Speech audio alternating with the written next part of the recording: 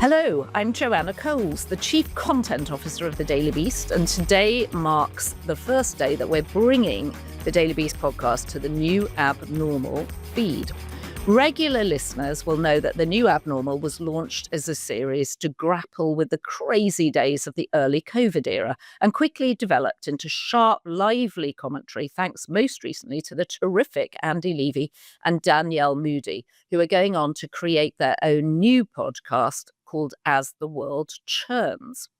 Going forward, here's what you can expect from the Daily Beast podcast, which you'll be able to get right here in this feed. We've heard from so many of you listeners out there saying that you want more interviews, more stories, more life hacks, and frankly, despite the chaos out there, more fun. So that's just what we're going to do with this podcast. So far, we've had brilliant conversations with guests like Amber Ruffin, John Oliver, and the Johns Lovett and Favreau, Mika Brzezinski, Don Lemon, Kara Swisher, Governor Andrew Cuomo, Isaac Mizrahi, and more.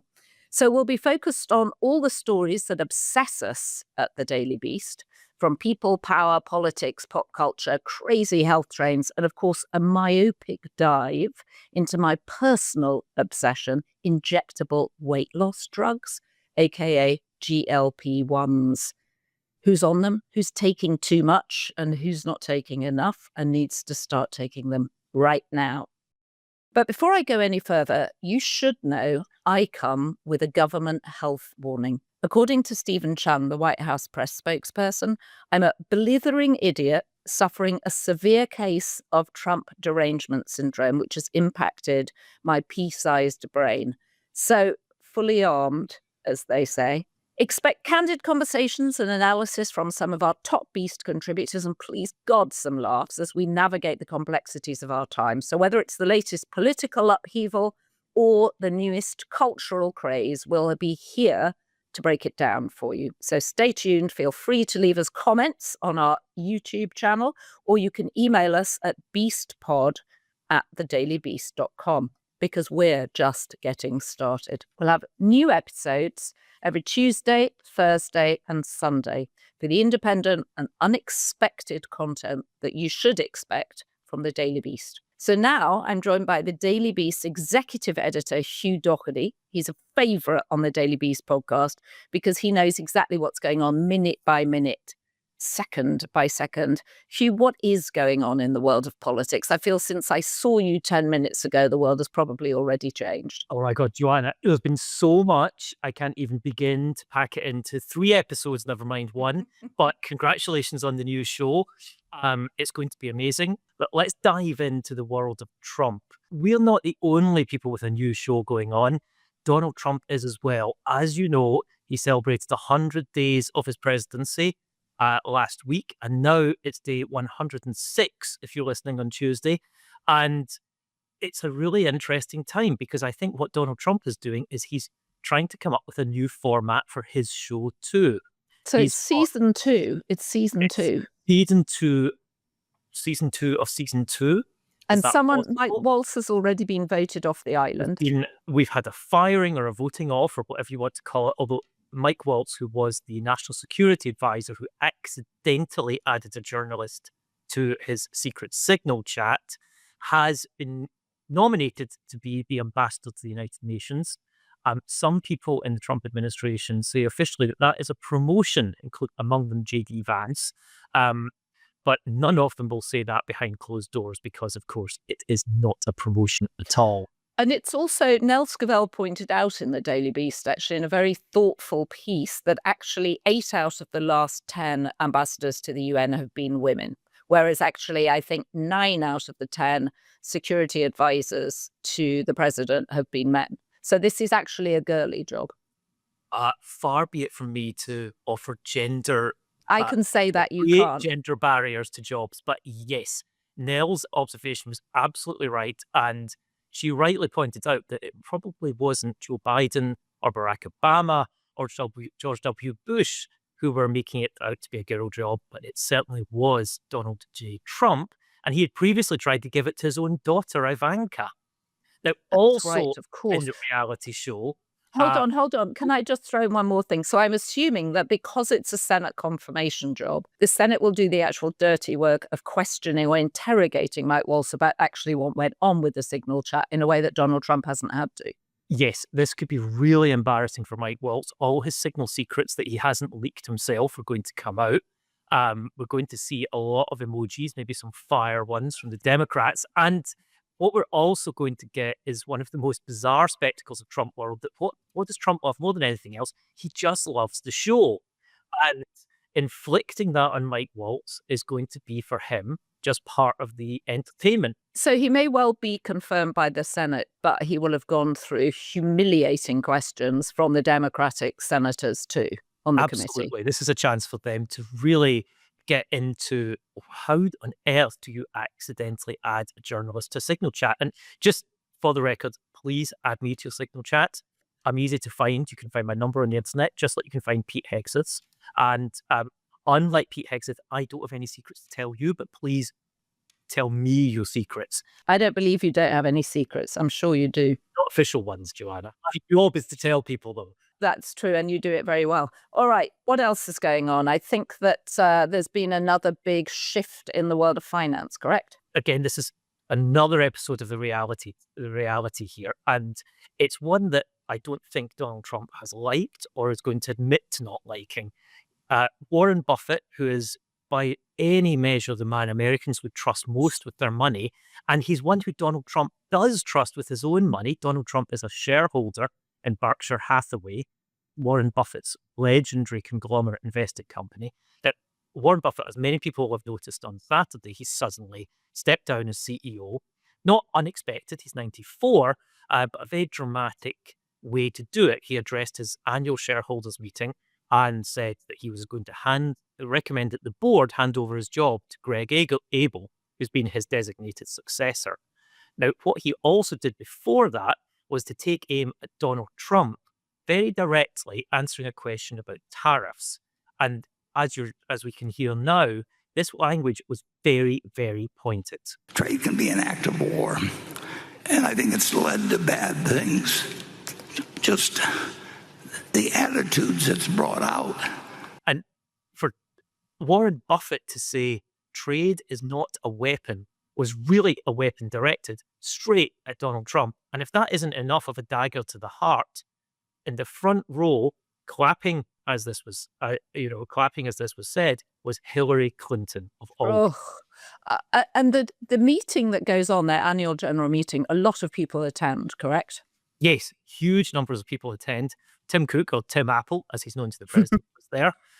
Bill Ackman, the outspoken hedge fund investor. Bobby Kotick, who's a tech investor, who in many ways is one of the voices of Silicon Valley, was there. And I noticed had lost a lot of weight. I saw Bobby about 6 weeks ago, and he had lost an enormous amount of weight. So to my own personal obsessions about GLP-1s, I think Bobby Kotick has probably got some familiarity with them. He would certainly, as an investor, know about their impact, I think we can safely say. As for Either that or he's been running a lot. He's been running 100 miles a day. Joanna, I would never seek to diagnose you. I know Stephen Chung has diagnosed you as having TDS in your pea-sized brain. Of course, that's a medical insight that is a matter of your privacy. But same thing for Bobby Kotick. It's a matter of Sorry, I'm calling you out, Bobby. The interesting thing about people who are on GLP-1s is, though, it's very evident to everybody that they've had dramatic weight loss. So I don't think I'm pointing out anything that anybody else hasn't said, because if you've seen him, I saw him last year, I sat next to him at a dinner last year, I saw him 6 weeks ago. The change was dramatic. Anyway, good for Bobby Kotick. There's been change in the country. There's been change everywhere. There has. And then, of course, there was an interesting interview that Trump did at the weekend with Kristen Welker, where he talked about not running for 2028, but now he seems to think that actually he might pass it on to someone else. Yeah, and this was, again, a fascinating bit of reality television, because everybody'd been wondering, what's Trump doing about the third term? And he said people have just been keep asking him to run again. We don't really know if anybody has, obviously. Grown men, tears in their eyes, have come up to him saying, sir, please run again. But it's prohibited by the Constitution. It's really simple. You cannot have a third term. He did, in fact, create a whole new conflict by saying that the most likely successors were J.D. Vance, not a big surprise, because he's vice president, and Marco Rubio. Marco Rubio already has Mike Waltz's job. He's also the official archivist. He's the Secretary of State, and he's running USAID. So this would give him a fifth job of running for president. And of course, in Trump world, this is great because now there's two people who are going to be going head to head, not just in the next 100 days, but for almost 3 years. And what does Trump loves this show? And he's going to love watching. So it's the great American political bake-off. It is the great political bake-off. I'm going to offer you, there's another British show that is offering itself as a comparison, and that's Monty Python. And it's quite a surprising intervention, and it's one that I would just Tuesday is the day that we publish our must-read newsletter, The Swamp. I just urge everybody, go to the Daily Beast, sign up to The Swamp. It comes out every Tuesday afternoon. So now is the time to get the most amazing gossip and insight in your inbox about what's going on in DC from our team there and our team around the world. Everybody contributes because Trump touches everything. It's all the gossip. It's all the ooze you can use. All the ooze you can use. That's fantastic. I hadn't actually heard that. That's very good. In The Swamp this week is an intervention from John Cleese, who, of course, was one of the co-creators of Monty Python. And he has said that he's comparing the Trump administration not just to Monty Python, but he says it would have been too extreme for Monty Python. He says, if Monty Python had written a farce about a hopeless administration, we would not have had, as the first man fired for serious security lapse, the National Security Advisor. We'd have thought, no, that's pushing it too far. Nobody would believe it. So as Trump enters his second 100 days, that's the kind of celebrity endorsement that you really want. And you certainly wouldn't have thought that the head of Homeland Security would have had her bag stolen from under her seat in the Capital Burger restaurant with a security guard on either side of her. So you would have not, but we now know that there is something that might happen to that perpetrator. Donald Trump has obviously been looking for TV formats, and he's found a new one, Prison Break. He wants to bring back Alcatraz. El Salvador was not enough. Trump, as we all know, kind of peak boomer. His references do tend to go back to the 50s and 60s. Alcatraz closed in 1962. It's been a tourist destination that I think everybody has been to. Now he wants to bring it back and use it as a prison to bring to what he says to bring down crime. So if you are considering committing any federal felonies, be aware you could be the next Birdman of Alcatraz. Or, as Trump says, that he's often talks about the late, great Alfonso Capone, who, of course, was, without doubt, the most famous inmate in Alcatraz. That's right. And of course, you're right about his references. Anyway, Hugh, you'll be back regularly with updates from the madness. Subscribe to The Swamp for the latest ooze you can use. I love that expression. And Hugh, I'll see you back in the newsroom in a few minutes. And I can guarantee you the world will have changed unrecognizably the next time I see you, Joanna. And I'm very excited now to be talking to one of our favourite correspondents, Tom Sykes. Today marks the 80th anniversary of VE Day, the end of World War II in Europe. Across Britain, crowds gathered at Buckingham Palace to witness the pomp and the ceremony honouring that historic moment. King Charles, Prince William and Kate appeared on the balcony, joined by their children, in a carefully orchestrated show of unity and tradition. One figure, of course, was conspicuously absent, that of Prince Harry. Despite being one of the only living royals to have seen active military service, Harry was not invited. Instead, just days ago, he gave a blistering BBC interview that reignited his tensions with the royal family. Palace aides reportedly told the media they didn't want any Harry-shaped distractions from today's long-planned celebration. With that backdrop, we turn to the interview that now casts a shadow over what should have been a moment of national reflection. And I'm joined by the Daily Beast's European editor-at-large, the great Tom Sykes. He's our brains trust when it comes to all things royal. Tom, it's great to have you. Thanks very much, Joanna. It's great to be here. Well, we're very excited to have you. And I want to go back to basics, really, which is, what is Harry complaining about? And what was this particular appeal about? So this court case was supposedly all about his security. So when Harry and Meghan stepped back from royal duties in 2020, they said they wanted a hybrid model. They wanted to be part-time royals, part-time private citizens. The Queen rejected that idea. They left fully. They moved to North America. They signed the lucrative deals with Netflix and Spotify. And just, Tom, can you just remind us how lucrative they were? Because they were pretty lucrative, weren't they? Yeah, I mean, look, Netflix is thought to, the figure of 100 million has been thrown around. I think in reality, that's what it could be. But, as with all production deals, that's contingent on delivering hits. They did deliver one huge hit, so I'm sure they got paid well for the Harry and Meghan documentary. Maybe not so much money coming out of the Polo film or As Ever, but the book was huge. I mean, it was the fastest selling book of all time. I think it was faster selling even than The Art of the Deal. It could well be. I mean, look, let's not beat about the bush. Those guys, can make in an afternoon what the rest of us can, make in a lifetime. Do you know what I mean? So, they've made a lot of money. They've been very successful. But is it then, when you're in the world of Montecito, is it a lot of money? I mean, I don't know, compared to what, I get the feeling that they're the poor guys on the block up there.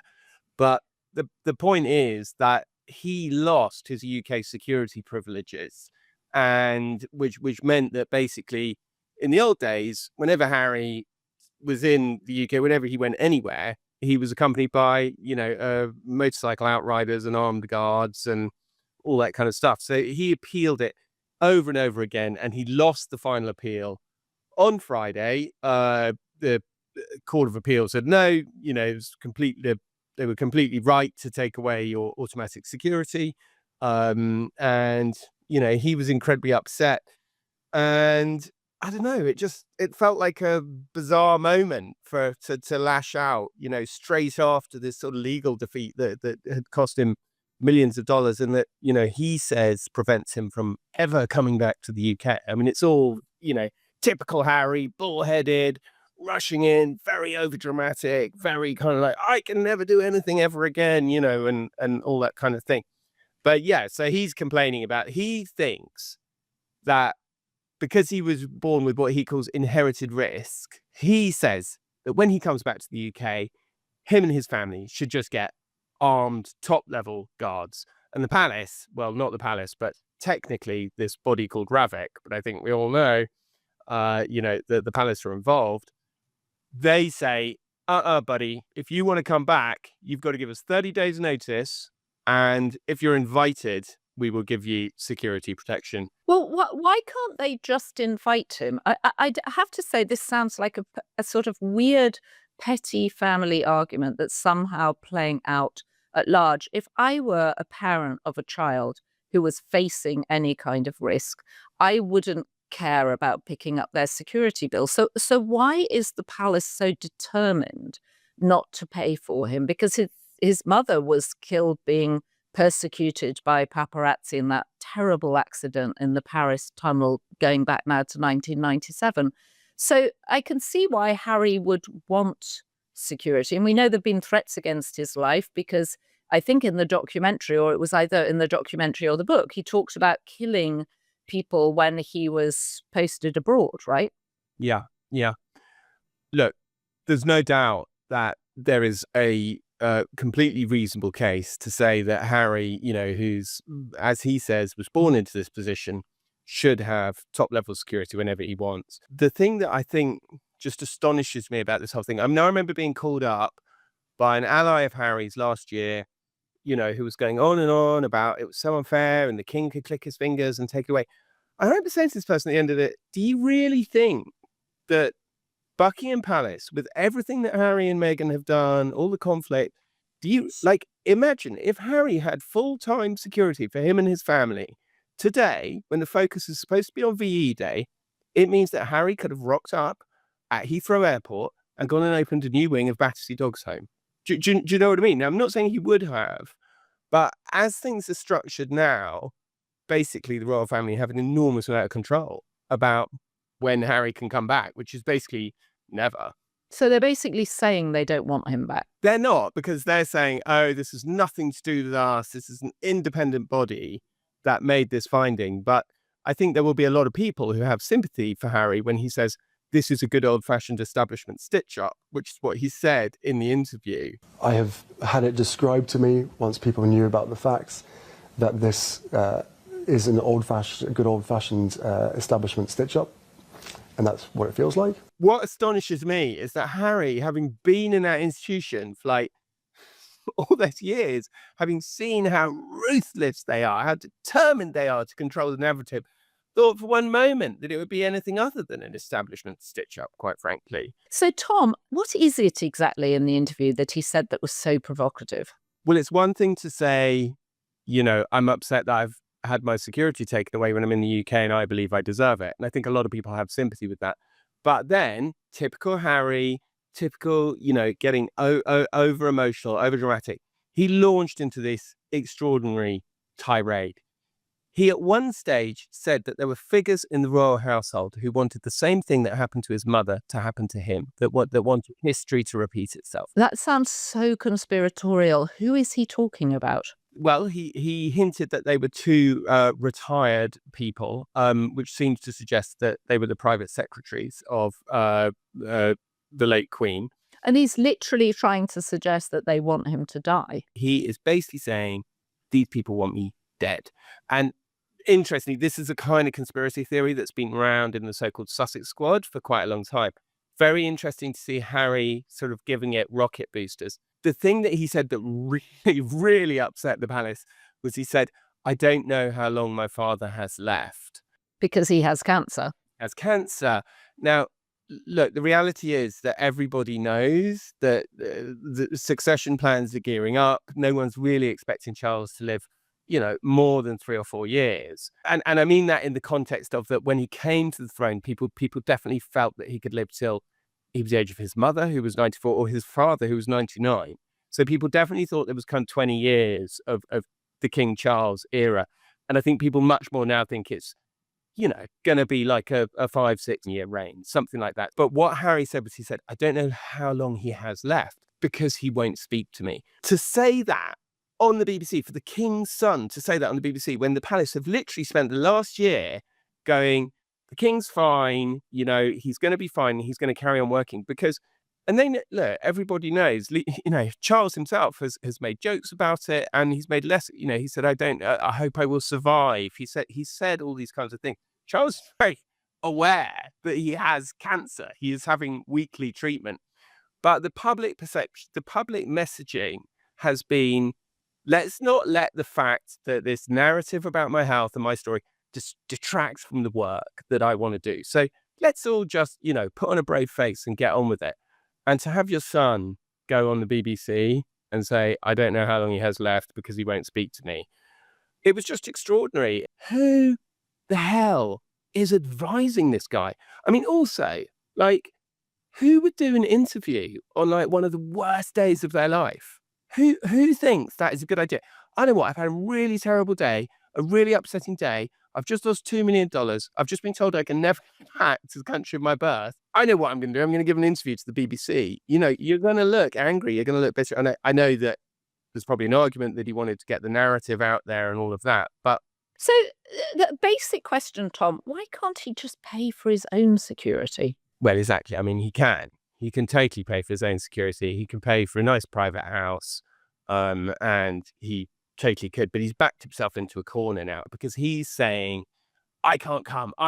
They're trying to control me. So if he suddenly goes, well, actually, I can come, and just turns up, it sort of exposes him as, you know, having exaggerated matters, shall we say. So when was the last time that Harry's children, Lilibet and Archie saw their grandfather, who is, after all, the King of England. I mean, it's really, really awful, but Lilibet has only met Charles once during the Platinum Jubilee. And she must have been a baby at that stage, wasn't she?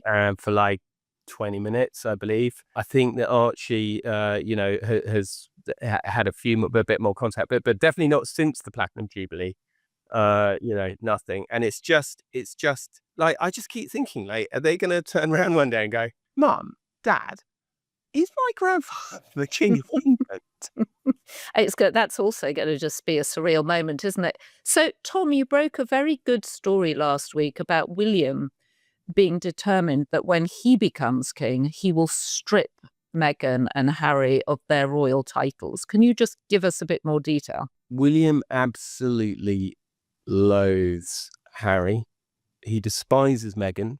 Him and his circle completely blame Meghan for what has happened. William feels so betrayed by Harry. They had such a close bond as kids. Like, people who knew them when they were kids, describe this incredibly close bond, the terrible tragedy with their mother, and there's the sort of weird, slightly distant father, that actually Harry captured so well in his memoir, Spare. It's the most brilliant. The first third of that book, I would say, is one of the best books ever written. And if Harry had stopped after the first third, it's so brilliant. It describes being at Balmoral. And Charles, it's like you open a door and you'll accidentally knock over Charles because he's behind it doing a headstand because he's in the headstand. And, there's waiters arriving while they're having with the fish fingers under the silver cloche that they pull off with the fish fingers, and it's all so brilliant. But just, sorry, I've got off the point. But yeah, so they had this, they were so close, those guys. In the hacking trial, we got to hear all these phone conversations between them and taking the mickey out of each other, just so close and such good mates. And it's just unbelievably sad. And so William feels basically like Charles has not been assertive enough. He understands that it's different with your kids, and he respects Charles. He respects Charles's rank, is how it's often put to me. Charles is the boss at the moment, and Charles thinks it's not the right thing to take the HRH off them. Now, taking the HRH off them is a very, very easy thing to do. The monarch could effectively just say, I am removing the HRH from these people. It would just be an edict or a proclamation. Taking the title, the Duke of Duchess of Sussex, is more difficult and will not be done. Like, there are plenty of dukes and duchesses, but there's very few people with the title HRH. Very, very few. So it is a real thing. And the problem is that Meghan, they agreed with the Queen that they would stop using the title, full stop. They just agreed, we will not use the title anymore. But Meghan has started using it again. And this is a massive insult. It's a massive slap in the face. It's very provocative. It's a big rattling of the cage. And it's also kind of weird, like the whole irony of the whole Meghan thing of like how awful the royal family were, and yet wants to be an HRH. And by the way, I have no doubt that multiple people in the royal family, in the royal household, were prejudiced towards Meghan and bullying towards her. Towards her. Yeah. I mean, Tina Brown makes the very good point in her book, The Palace Papers, that Meghan and Harry didn't seem to know what they were doing when they gave up the very thing that made them special, which is they were members of the royal family, because now they're just like any other C-list celebrity scrabbling around for something to make them relevant, when all along they had this exceptional, unique title. And certainly in As Ever, Meghan's new show on Netflix, there's a moment which I know we've discussed where Mindy Kaling calls her Meghan Markle and says, well, Meghan Markle, kind of look at you. And Meghan goes, actually, it's Meghan Sussex. It's Meghan Sussex, which feels unnecessary, actually, to slightly dress down your friend over giving you the wrong name. Can they still use the name Sussex if they lose HRH? Yeah. They can. I mean, that's completely fine. Like, that is not unusual. Like, you'll often, or Eddie Norfolk, or do you know what I mean? All that kind of thing. So bizarre. English people are so bizarre. These traditions are so odd. They're so odd. And that is normal. So the Sussex thing is not in danger. It's the HRH bit, It's which the that's not HRH. actually a title. It's called a style. But it's you know, the HRH is very rare. It is very valuable, and it is very dangerous if it gets devalued. And I think William's point is that they have devalued it and they have betrayed it, and it can be removed very easily, and it should be. And I think also for William, it's where just drawing a line under the whole thing. It's like, stop going on about reconciliation. Let's just not talk about this anymore. We're taking the HRH off you.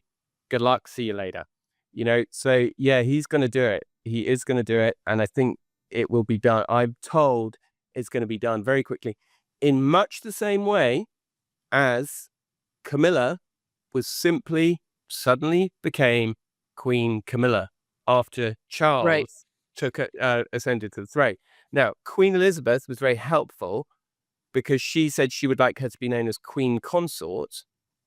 So for about 3.5 weeks, she was known as Queen Consort.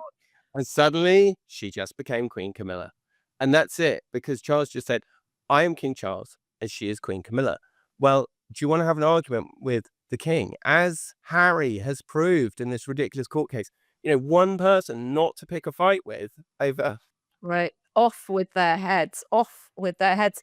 Tom, as ever, you shine light on a complicated, nuanced story. Thank you. And the one thing I did think watching the interview was how good Harry's hair transplant was.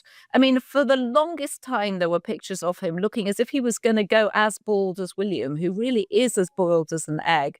And suddenly Harry's hair it's like a bush on his head. Can I tell you what I thought looking at it? Which is, I just felt it was so incredibly sad that this could have been an incredibly consequential guy. He was such a preeminent voice for the environment, for mental health. He was such an amazing advocate, and he could have been such an influential, consequential person if they'd just been a little bit more patient. If they just bit their tongues and waited and just been patient, they could have had this, you know, roles don't have to do anything. They don't have to be interesting. They don't have to be a hit. All they have to do is wait quietly, you know, until the time will come. And I just think he's just a very, very diminished figure now. And I'm afraid he'll just become less and less important, much like Edward VIII just became less and less important. And at the end, you know, people in my generation barely even knew who Edward VIII was. Oh dear. Well, family is complicated, right? Very complicated. And you can see clearly sibling rivalry and this extraordinary accession to the throne has destroyed what was once a wonderful relationship with two brothers. As the mother of two sons, I just feel for them. It's so sad. Did so you see sad. the rivalry between George and Louis today? I did not. Go ahead. Apps is so fascinating. Oh my goodness, it starts early. What happened? Day to kick off. George, who is the older one. Yes, who's right, who will eventually inherit the throne after William. Who is the heir, sort of puffs at his hair, you know, he goes and blows his hair up off his eyes. And Louis looks at him and blows his hair like you're such an idiot. And then George gives him what Paddington Bear would have described as a very hard stare and pushes his hair with his hand like that. And Louis gives him a very hard stare back and pushes his hair like that. And then George leans over and appears to report Louis to father. And father seems to yeah, all right, lads, button it. That sounds like very boy behavior to me. It sounds very normal behavior. Maybe the last normal thing they do. Tom, you're a terrific correspondent, as always, bringing us the latest from this viperous, your word, I think, that you use from time to time, which I always enjoy, this viperous family. Thank you very much. Go back and have a drink for VE Day. Thank you.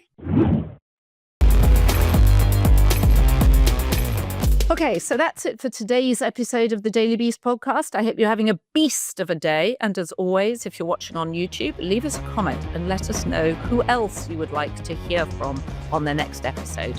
And you can email us at beastpod@The Daily Beast. I'll be back with you this Thursday with the brilliant Samantha Bee for more of the Daily Beast podcast.